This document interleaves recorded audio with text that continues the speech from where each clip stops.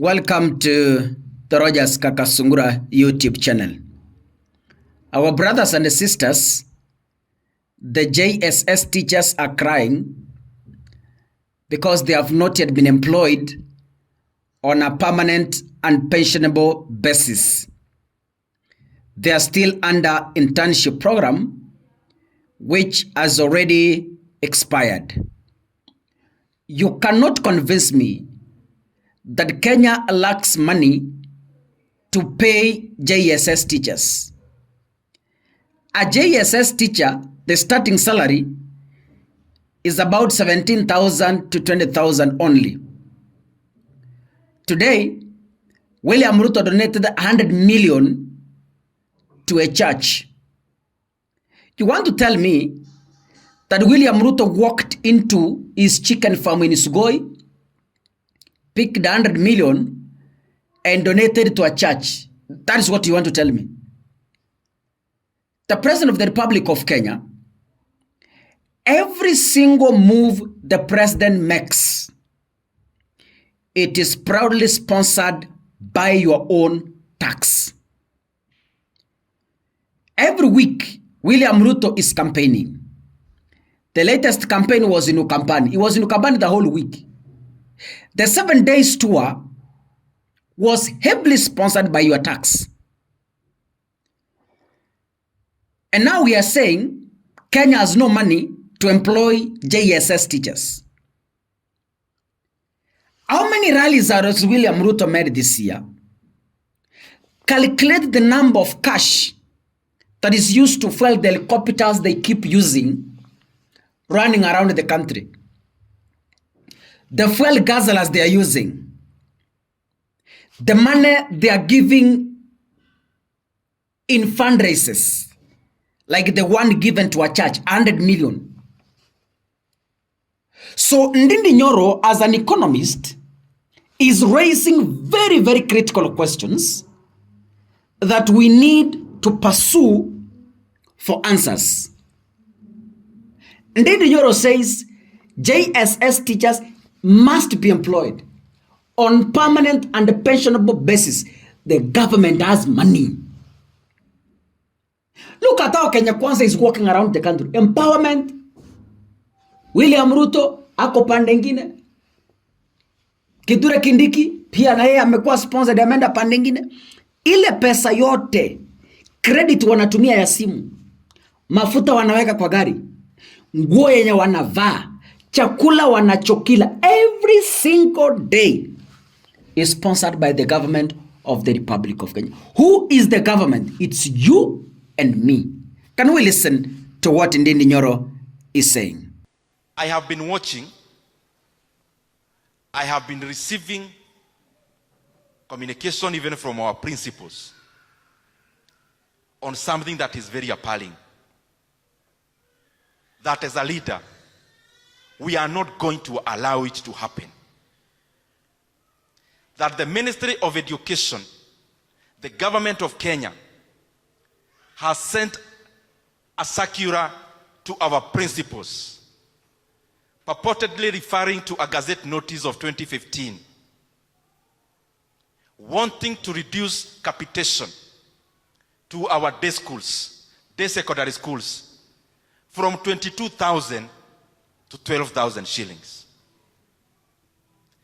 I want to assure you, as a member of parliament, I will do everything possible within my powers to make the government rescind that decision.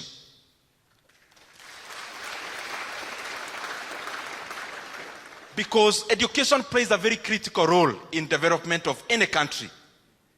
In a country like Kenya, ambayo mapato iko chini, I know firsthand because of Kiharu Masomo Bora that even some parents cannot even afford to pay the 1,000 shillings we charge for school fees.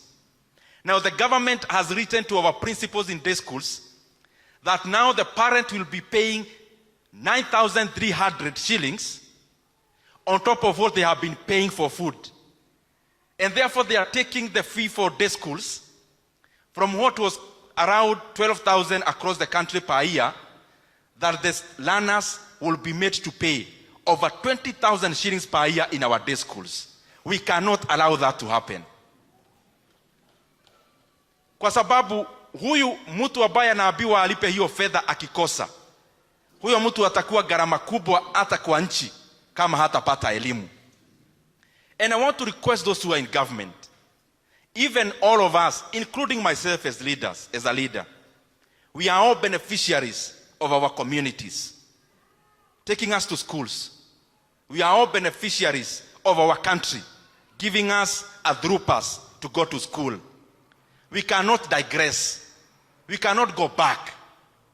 And I have seen there is a penchant, there is a concerted effort, almost deliberate, of taking away the free basic education in Kenya.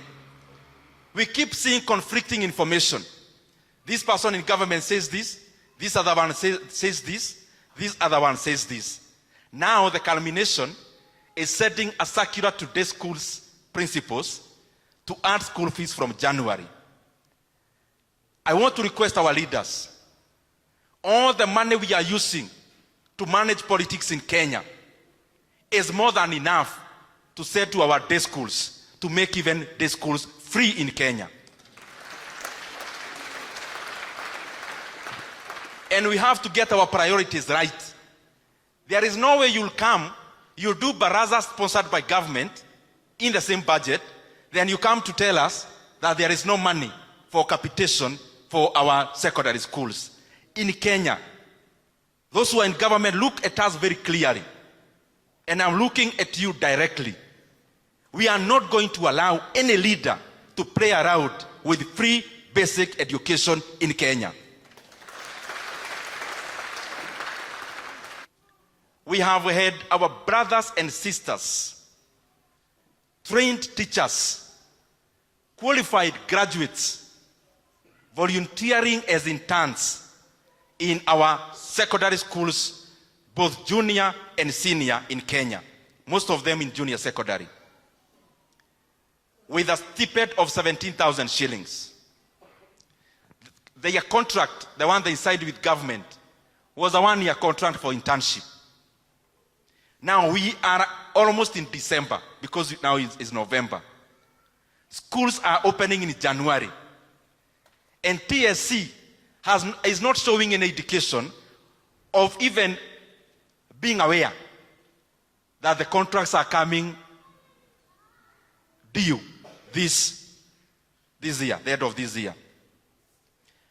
The government must confirm to permanent and pensionable terms all the 20,000 interns in our JSS institutions. And if they say there is no budget for that, I have been there.